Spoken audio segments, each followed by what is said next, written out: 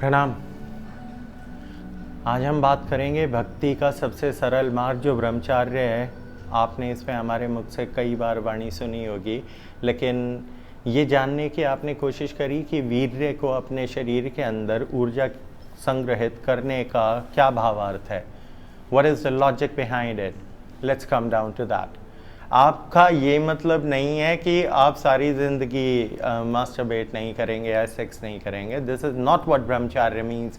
ब्रह्मचर्य is a code of conduct कि आप जीवन किस समय पे कैसे बिता रहे हैं। साउथ में एक मंदिर है, ठीक है, उस मंदिर के अंदर जिसकी पूजा होती है आपके भगवान अयप्पा स्वामी मंदिर, दूसरा शबरीमाला। हाँ, इसके अंदर भी फेमिनिज्म का बड़ा ड्रामा हुआ था, याद करें आप सब लोग। रोड के ऊपर औरतें आ गई थी कि हम घुसेंगे। क्यों? अरे मूर्खो, वहाँ पे जो रूप है जिसको पूजा जा रहा है, लॉर्ड मुरुगम को, मुरुगम आपके हमारे कार्तिकेय को बोलते हैं साउथ इंडिया में, तो इस तरीके से इस चीज़ को समझे। तो अब वहाँ पे ब्रह्मचार्य है, लेकिन उनकी दो बीवियाँ भी है। हाँ है, श्रीवल्ली और दूसरी का नाम वल्ली। ये साउथ की पौराणिक गाथा के अनुसार हम जो आपको बताने की कोशिश कर रहे हैं वो ये है कि ब्रह्मचर्य is required for a very specific period of time till the time you do not gate ब्रह्म योग। ब्रह्म योग होता है परमात्मा का ज्ञान, उसकी विद्या।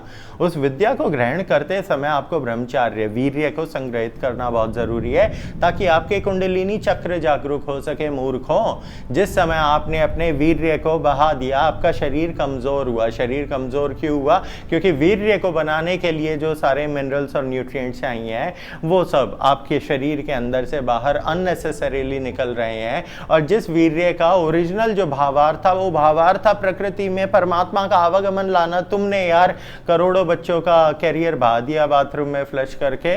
वो सब जो है, आप समझदार हो, सारे सब मास्टरबेट करते हो। लेकिन अगर आपको सात्विक जीवन जीना है, आपको विद्या ग्रहण करनी है, तप करना है, तपस्या करनी है, भक्ति करनी है, तो आप ब्रह्मचर्य का पालन करें।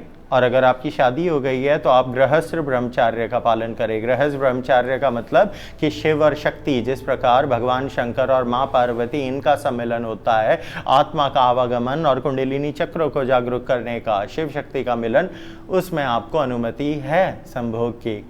उस समय आपका गृहस्थ ब्रह्मचर्य है। ये बीवी नहीं है तो, और इसके परे ही जीवन का संपूर्ण सुख है। जब आप इन ब्रह्मचर्य से बिल्कुल मुक्त हो जाओगे, निर्गुणी हो जाओगे, आपको किसी चीज़ से फ़र्क नहीं पड़ता, आपको इजैकुलेशन से भी फ़र्क नहीं पड़ता, हो तो भी नहीं, ना हो तो भी नहीं। जो इससे परे चला जाएगा, जो सुख दुख के परे, जो स्वर्ग नरक की इच्छाओं के परे, वही तो परमानंद की स्थिति पाएगा, जिसे DMT कहते हैं। ये फिर कभी समझाएंगे। प्रणाम।